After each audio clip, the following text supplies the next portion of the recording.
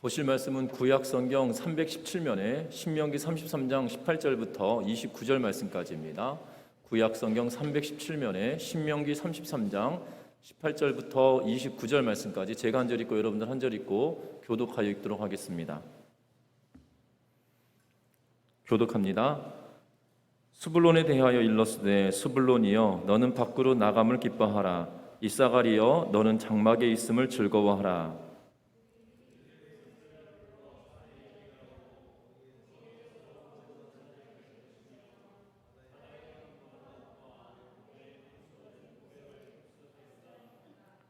갓에 대하여는 일렀으되 갓을 광대하게 하시는 이에게 찬송을 부를지어다.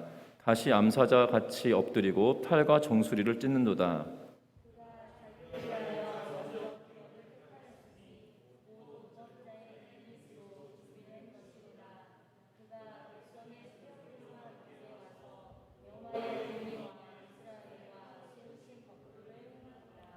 단에 대하여는 일렀으되 단은 바산에서 뛰어나오는 사자의 새끼로다.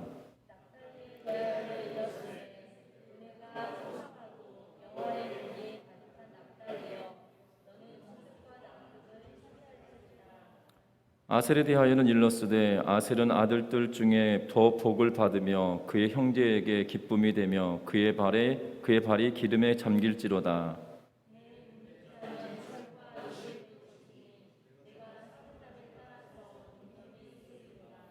여수르니여 하나님 같은 이가 없도다. 그가 너를 도우시려고 하늘을 타고 궁창에서 위엄을 나타내시는도다.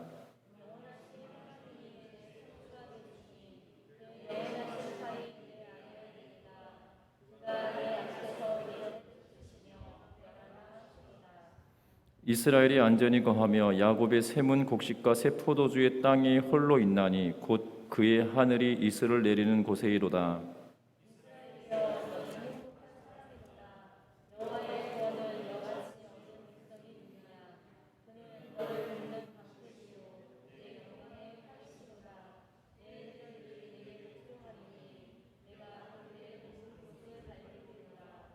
아멘. 서로 인사 나누고 말씀 나누겠습니다. 사랑하고 축복합니다.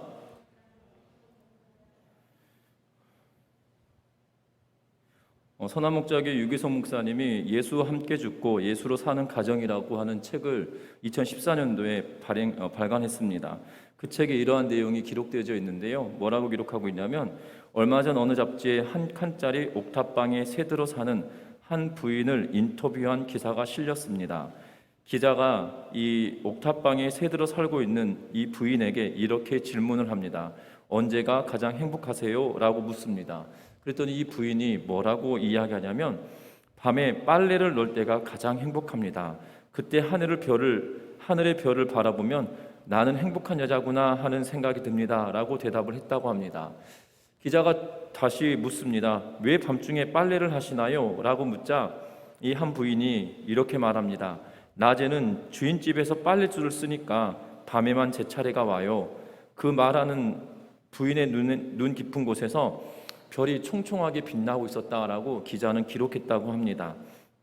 그런데 이와 같이 사소한 것에서도 감사의 조건을 깨닫고 세상을 아름답게 보고 나는 정말 행복한 사람이구나 라고 이렇게 생각하게 되어지는 이유가 무엇일까라는 것입니다. 이 기자가 이 옥탑방에 살고 있는 이 여자분을 인터뷰하게 됐던 이유는 다른 것이 아니라 이미 이 부인을 인터뷰하게 됐던 이유는 그 부인에게는 5년 전에 식물인간으로 누워있는 남편이 있었고 또한 초등학교에 다니는 딸을 양육해야 되는 어머니였기 때문입니다. 그리고 식당에서 일을 하면서 가정 경제를 책임져야 하고 남편의 병수발을 해야 되는 그러한 상황을 살고 있었음에도 불구하고 이 여인이 나는 행복하다라고 고백하며 살아가고 있던 그러한 이유 때문에 이 여인을 인터뷰했다라고 이 부연 설명을 하고 있는 것을 보게 되는데요. 분명한 것은 이 여인이 뭐라고 이야기하고 있냐면 이러한 극한의 상황임에도 불구하고 행복을 잃지 않는 비결은 바로 예수님 때문이다라고 이 부인이 고백하고 있다는 사실입니다. 여러분들 예수 그리스도로 말미암아 저와 여러분들이 극한의 상황이 있다 할지라도 행복할 수 있는 은혜가 있으시기를 주의 이름으로 부탁드립니다. 우리는 이런 이 간증이나 또한 이런 인터뷰 기사를 통하여서 보면 정말 대단한 믿음을 소유하였구나라는 생각이 들고 도전이 될 때가 있거든요. 그런데 정작 내가 그 위치에 서서 이렇게 결단하고 살으라라고 한다면 우리는 주저하고 염려하고 걱정하기가 더 앞서게 되어지는 것을 보게 된다는 겁니다.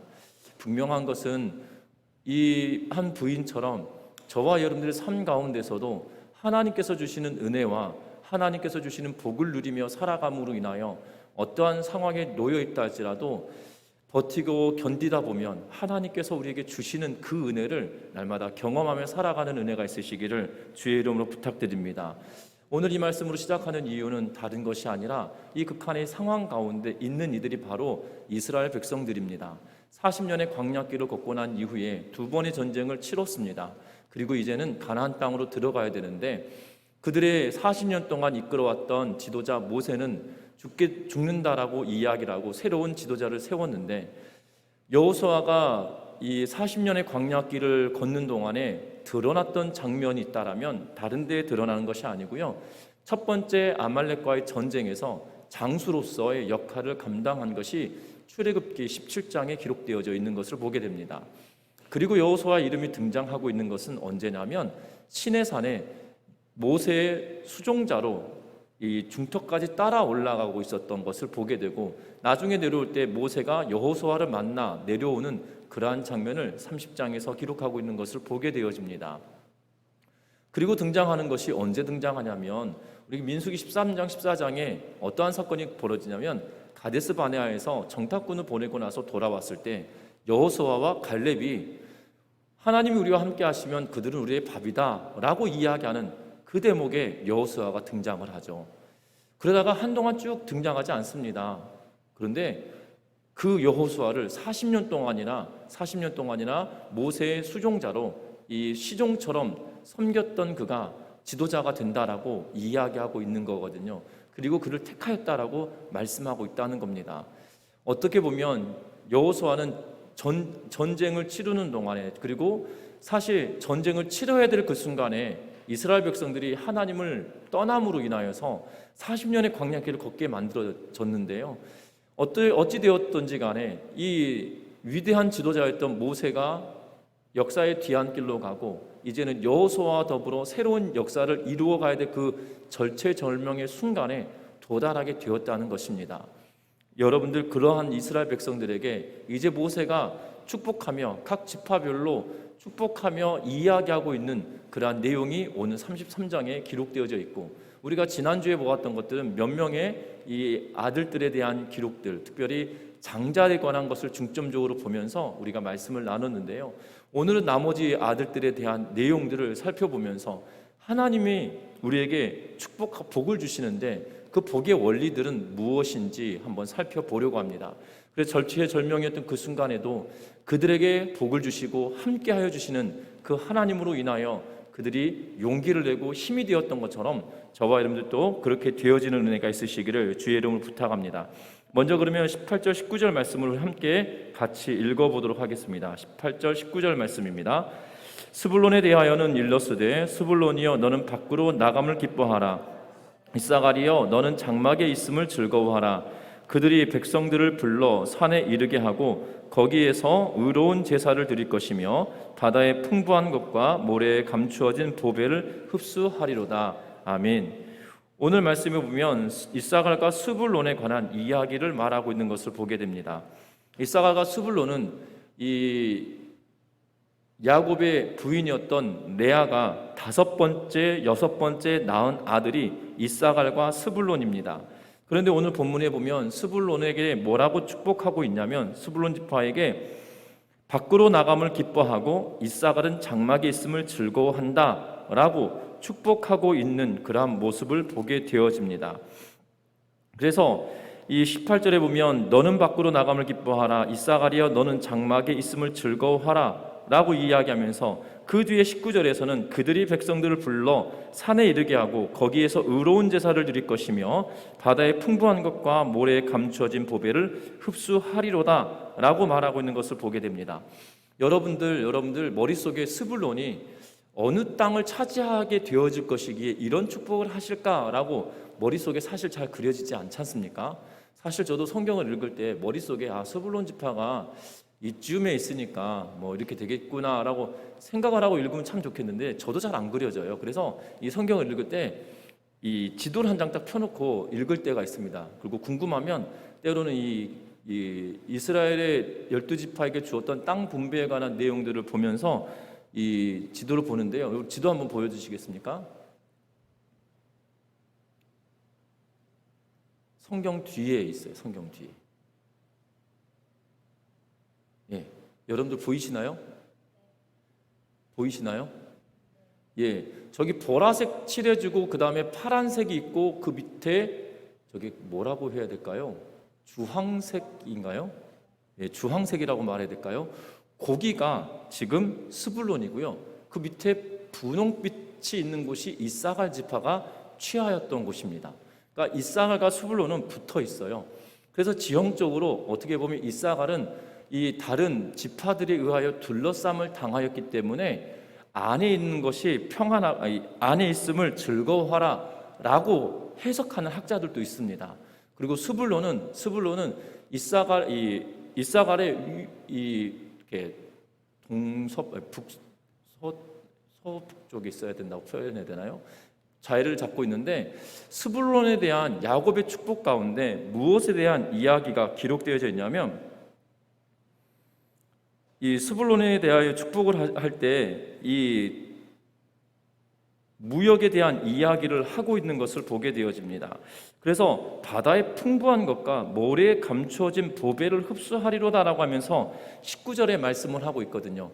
방금 지도를 보면 스불론은 바다를 끼고 있지 않습니다. 그런데 창세기의 야곱의 축복의 내용을 같이 겸하여서 보면 이렇게 보여지는 걸로 보여지는데요. 다시 한번 지도를 보여주시면 저 위쪽으로 올라가면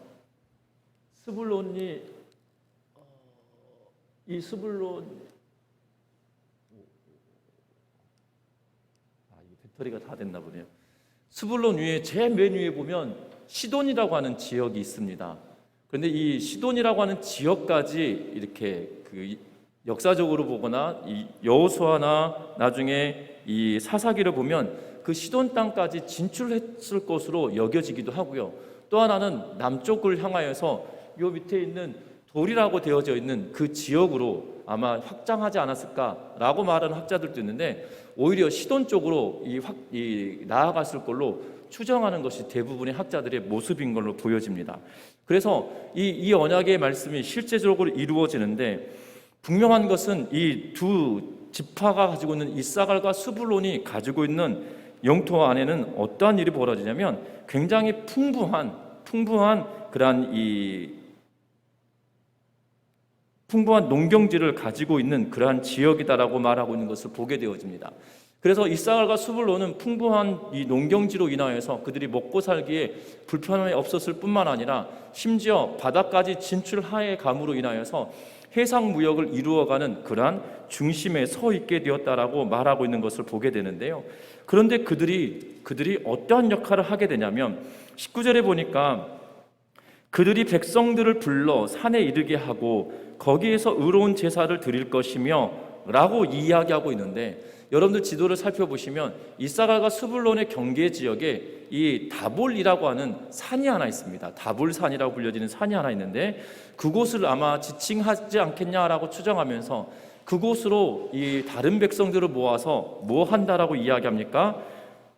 의로운 제사를 드릴 것이며 라고 이야기하며 말하고 있는 것을 보게 됩니다. 그런데 여기서 그 백성들이 누구냐는 건데요. 학자들은 이스라엘의 다른 지파들이라고 말하지만 해상 무역을 통하여서 페니키아, 이집트 지중해 연안의 섬들의 종족들을 말한 것이다라고 말하는 학자들도 있다는 거예요. 다시 말하면 스불론과 이사갈 지파를 주변으로 하고 있는 그들의 지파들 뿐만 아니라 해상 무역을 통해서 접하여졌던 그 많은 사람들을 통하여 그곳에서 모여서 거룩한 의로운 제사를 드리도록 행하게 하시는 일들이 벌어지게 될 거다라고 약속해주고 있는 것을 보게 된다는 거죠. 어떻게 보면 그들은 육지 안에서 평화롭고 풍요로운 땅을 차지하고 있을 뿐만 아니라 스불론은 해양 무역을 통하여서도 부를 축적하게 되었음을 이야기하고 있는 것을 보게 된다는 겁니다. 그러면서도 그들이 경화해지고 있는 것은 다른 것이 아니라 하나님을 섬기려 하는 그러한 애씀이 그들에게 있다라고 말하고 있다는 거죠. 여러분들, 이사갈과 스불론은 좋은 땅을 분배받았습니다. 그 좋은 땅이 다 좋은 것만은 아니었다는 것이지요. 젖과 꿀이 흐르는 땅에, 가나안 땅에 이스라엘 백성들이 들어갔더니 그들이 하나님의 은혜를 알고 잘 하나님을 온전하게 거룩하게 잘 섬기면 좋겠으나 그들이 이방신을 섬기고 가나안 땅에 있던 그러한 이 신들을 섬김으로 인하여서 그들이 배교하는 일들이 벌어졌던 것을 보게 되는데요. 어떻게 보면 풍요로운 땅에 들어간 것이 복이 아니라 어떻게 보면 독이 될 수도 있다라는 겁니다. 그런데 그들은 풍요가 주는 유혹이 있을 수 있겠지만 그들이 그 유혹으로부터 이겨낼 것에 대하여 약속해주고 계시는 그러한 모습처럼 보여진다는 사실입니다. 저와 여러분들에게도 이러한 은혜가 있으시기를 주의 이름으로 부탁합니다. 하나님께서 우리에게 복 주실 때에 풍요로움의 복을 누리는 은혜가 있으시기를 주의 이름으로 부탁드립니다. 그런데 풍요로움이 우리에게 주어졌다 할지라도 하나님을 버리는 것이 아니라 그 풍요로움을 쫓아서 살아내는 것이 아니라 오늘 이 본문의 19절에서 이야기하고 있는 것처럼 의로운 제사를 드릴 것이며 라고 이야기하듯이 온전하게 하나님의 은혜인 것을 고백하고 하나님께 의로운 제사를 드리며 살아내는 믿음의 권속들 되시기를 주의 이름으로 부탁드립니다. 그래서 하나님께 받은 은혜가 크기 때문에 감사할 수도 있지만 더불어 우상 숭배의 가능성도 더 커질 수 있다는 것을 염두에 두면서 저와 여러분들이 풍요로움의 복을 누리며 하나님을 온전하게 섬기는 그러한 은혜를 누리는 그러한 삶을 살아내시기를 주의 이름 부탁드립니다. 그러면서 20절과 22절에 뭐라고 또 이야기하고 있냐면 다른 지파들에 대하여 말하는데요. 20절부터 22절 말씀까지 같이 읽어봅니다. 갓에 대하여는 일렀으되 갓이 광대하게 하시는 이에게 찬송을 부를지어다. 갓은 암사자같이 엎드리고 팔과 정수리를 찢는도다. 그가 자기를 위하여 먼저 기업을 택하였으니 곧 입법자의 분깃으로 준비된 것이로다. 그가 백성의 수령들과 함께 와서 여호와의 공의와 이스라엘과 세우신 법도를 행하도다. 단에 대하여는 일렀으되 단은 바산에서 뛰어나오는 사자의 새끼로다 라고 이야기하고 있는 것을 보게 됩니다. 갓은 실바의 첫 번째 아들이자 야곱의 7번째 아들입니다. 실바는 레아가 야곱에게 준 하녀이거든요. 그런데 그에게서 낳은 첫 번째 아들이고 야곱에게 낳은 7번째 아들입니다. 그들은 암사자처럼 숨어 있다가 엎드려 있다가 팔과 정수리를 찢는다라고 이야기하면서 암사자처럼 숨어 있다가 그들의 대적에게 역습하여 분쇄할 것을 예언하고 있는 것을 보게 됩니다. 창세기 29장에서도 이게 야곱의 축복에 기록되어져 있는 내용을 보면 적들을 기습할 것에 대하여 예언하고 있는데 49장 19절 말씀에 뭐라고 기록하고 있냐면 갓은 군대의 추격을 받으나 도리어 그 뒤를 추격하리로다 라고 이야기하면서 용맹함에 대한 이야기를 말하여 주고 있는 것을 보게 되어집니다. 특별히 이 갓지파가 취한 지역이 어디냐면 요단강을 중심으로 동쪽을 차지하는데요. 먼저 지도 다시 한번 보여주시겠습니까? 지도를 보면 여러분들 맨 위에가 므낫세 반지파라고 해서 연두색으로 표현되어져 있습니다. 그리고 요단강을 중심으로 서쪽에도 므낫세 반지파가 있는 것을 보게 됩니다. 그래서 반이라고 해서 절반을 의미하거든요. 므낫세 지파 중에 절반은 동쪽에, 절반은 서쪽에 있어서 동므낫세, 서므낫세로 표현해 놓았는데 므낫세가 제일 위쪽에 요단강을 중심으로 제일 위에 포진하고 있고요. 그 바로 밑이 갓지파, 그리고 그 밑이 이사갈 르우벤 지파가 차지하고 있는 것을 보게 되어집니다. 르우벤 지파가 차지하고 있는데 그 중간에 보면 그 옆으로 보시면 어떠한 나라들이 있습니까? 이 암몬이 있고요, 모압이 있고요, 그리고 암몬과 모압이 있는 것을 보게 됩니다. 분명한 것은 그 주변에 대적들이 그들을 포진하고 있다는 사실이에요.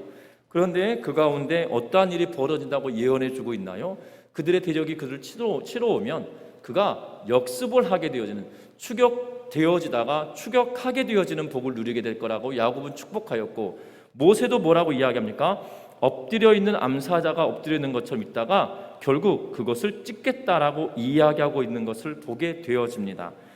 분명한 것은 그들이 이 갓지파에게 이러한 축복을 하면서 용맹함에 대하여 축복을 해주면서 그들에게 뒤따르는 것이 있는데, 무엇이 뒤따르냐면 여호와의 공의와 이스라엘과 세우신 법도를 행하도다라고 이야기하면서 하나님께서 주신 공의와 법도 안에 살아내게 될 거다라고 축복해주고 있는 그러한 모습을 보게 되어진다는 겁니다.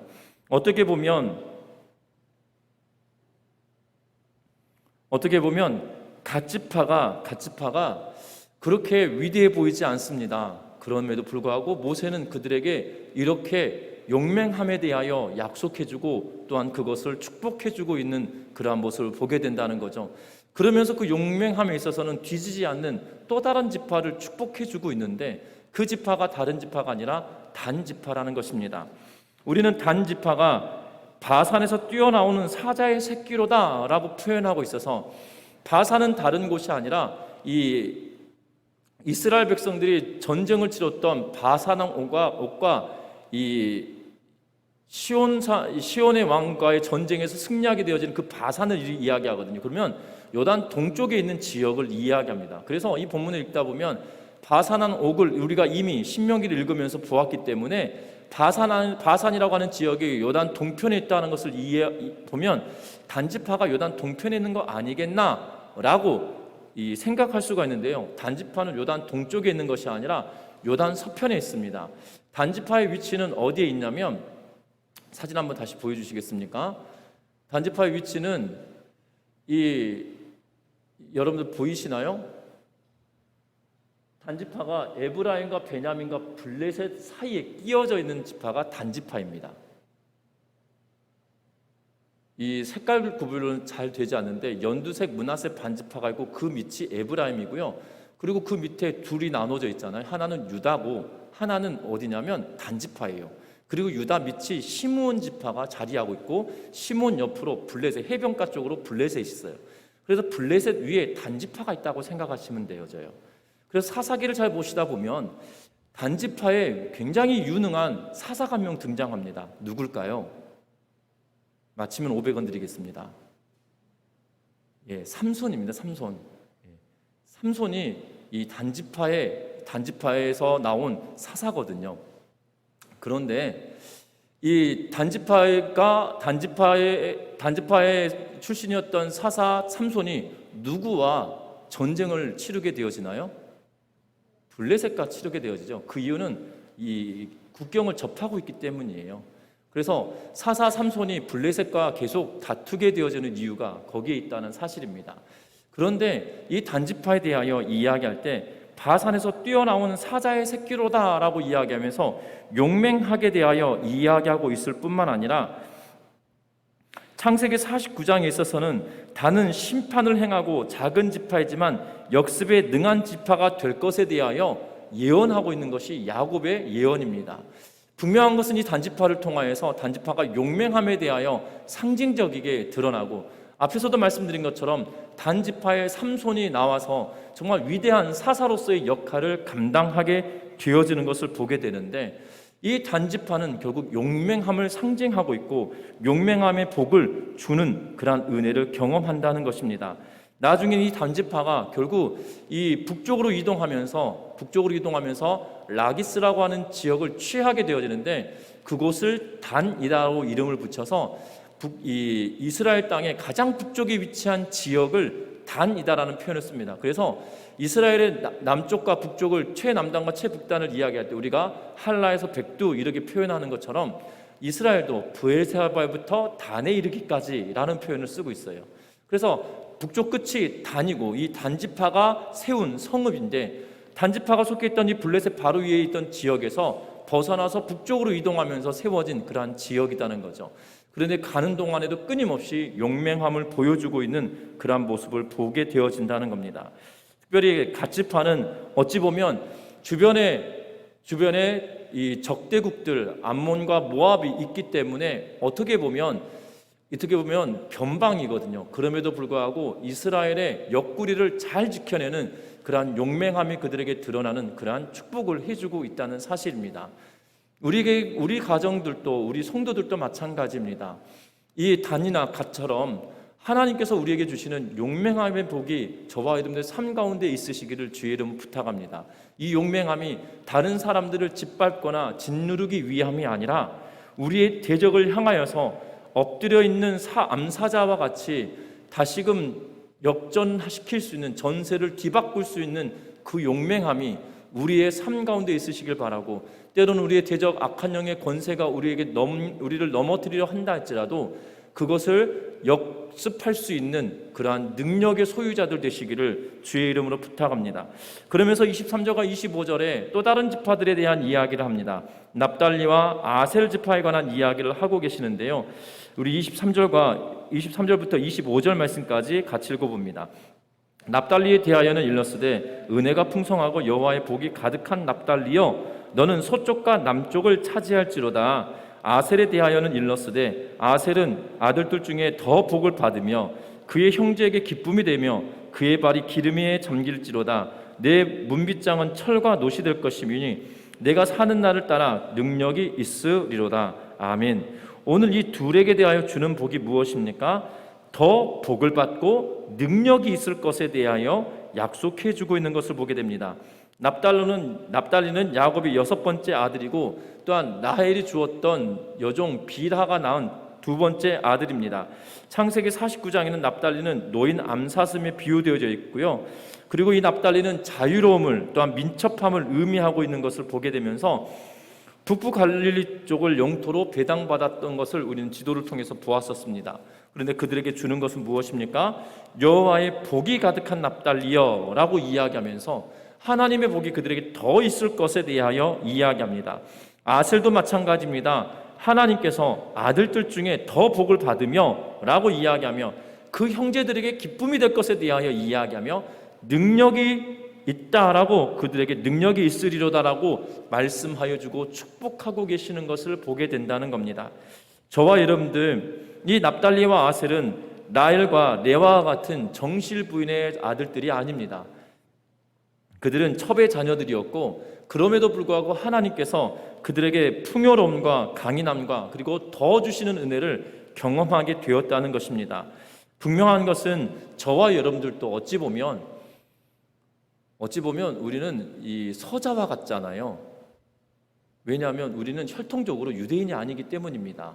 우리는 혈통적으로 이방인이거든요. 그런데 하나님께서 우리를 자녀 삼아 주시고 하나님의 백성 삼아 주셨다라고 성경은 이야기하고 있습니다. 더불어 우리를 양자 삼았다라고 바울은 우리에게 말씀하고 있거든요. 분명한 것은 어찌 보면 우리는 양자된 자들이나 하나님께서 우리에게 복의 복을 더 주셨다는 사실들을 기억하며 하나님께서 주신 능력으로 살아낼 수 있는 믿음의 성도님들 되시기를 주의 이름으로 부탁합니다. 그래서 우리의 삶이 하나님께서 주시는 능력과 풍요로움과 용맹함이 우리에게 복이 되었으면 합니다. 그래서 우리 전미중학교 성도님들이 이 세 가지를 주시는 복, 그리고 지난주에 보았던 것처럼 장자에게 허락하시는 하나님의 놀라우신 은혜들까지도 우리가 누리며 살아가는 그러한 축복의 삶을 살아가시기를 주의 이름으로 부탁드립니다. 그러면서 26절부터 29절까지는 마지막으로 그가 예언하는 것을 종결하면서 말합니다. 여수룬이여 라고 이야기하는데, 결국 여수룬은 이스라엘 전체를 의미하며 이야기하고 있는데요, 뭐라고 이야기합니까? 하나님 같은 이가 없고 그가 너를 도우려고 하늘을 타고 궁창에서 위엄을 나타내신 분이다 라고 말하고 있다는 거죠. 결국 하나님께서 너희와 함께 하시기에 두려워하지도 말고 염려하지도 말라라고 말하고 있는 것을 보게 되어집니다. 그러면서 29절에 뭐라고 말합니까? 이스라엘이여 너는 행복한 사람이로다 라고 말해주고 있다는 거예요. 어떻게 보면 이스라엘 백성들은 서두에서도 말씀드린 것처럼 어찌 보면 두려움이 앞서 있는 그러한 상황입니다. 모진 상황으로 내몰려 있는, 앞에 서론에서 이야기했던 한 여인과 같은 그러한 상태일 수 있습니다. 40년 동안이나 강력하게 이스라엘 백성들에게 능력을 베풀며 인도하였던 모세가 이제는 죽음을 앞두고 있다라고 하고 여호수아를 세웠는데, 어떻게 보면 여호수아는 한 번도 능력을 행한 적이 없어요. 여러분들 40년 동안 광야길을 걷는 동안에 여호수아가 능력 행한 적이 한 번도 없습니다. 심지어 반석에서 물을 낼 때 누구와 누구가 냈습니까? 모세와 아론이 내고 있거든요. 그러니까 그런 이 모세를 도와서 일할 때에도 한 번도 거기에 동참되어진 적이 한 번도 없는 사람이에요. 그런데 그가 이제 다음 지도자래요. 얼마나 두렵고 염려가 되겠습니까? 그런데 모세는 이스라엘 백성들에게 하나님이 너희와 함께 하시지 않느냐라고 이야기하면서, 그러면서 마지막으로 이스라엘이여 너는 행복한 사람이다 라고 말하고 있다는 거죠. 우리 전미중학교 성도 여러분들, 우리의 상황과 환경을 보면 어떻게 보면 한계 상황일 수 있고 정말 절체절명의 순간일 수도 있습니다. 그러나 하나님이 우리와 함께 하시기에 저와 여러분들은 행복한 사람들이며, 하나님이 우리에게 복 주시겠다고 약속하셨기에 그 하나님의 복을 누리며 살아내는 행복한 믿음의 성도님들 되시기를 주의 이름으로 부탁합니다. 그 행복한 자들이 왜 행복하느냐? 여호와의 구원이 너희같이 얻은 백성이 누가 있겠느냐라고 말하고 있어요. 하나님의 구원하심이 어느 백성이 그렇게 너희를 구원시켜 주셨냐라고 말하고 있거든요. 하나님께서는 너희를 돕는 방패고 너의 영광의 칼이시고 내 대적이 내게 복종하게 될 것이고 내가 그들의 높은 곳을 짓밟게 될 것이다 라고 하면서, 그런 하나님이 너희와 함께 하는데 왜 두려워할 것이며 염려할 게 무엇이냐? 도리어 너희는 행복한 사람들이다 라고 말하고 있다는 거죠. 우리 전민중학교 성도 여러분들, 하나님이 함께 하심으로 인한 행복함을 누리며 살아내고 하나님이 약속하신 복을 누리며 살아가는 믿음의 성도님들 되시기를 주의 이름으로 부탁합니다. 그래서 우리는 저와 여러분들이 정말 이곳에서 신앙생활 할 때뿐만 아니라 어느 곳에 있든지 간에, 그리고 어떠한 세상 속에 살아나가고 있는 그러한 상황이다 할지라도 하나님께서 주시는 복이 있고 하나님이 나와 함께 하시기에 행복함을 누리며 살아내는 우리 전미중학교의 모든 성도님들 되어서, 정말 저와 여러분들이 이런 노래를 여기서 부를 수는 없겠지만 나는 행복합니다, 나는 행복합니다라고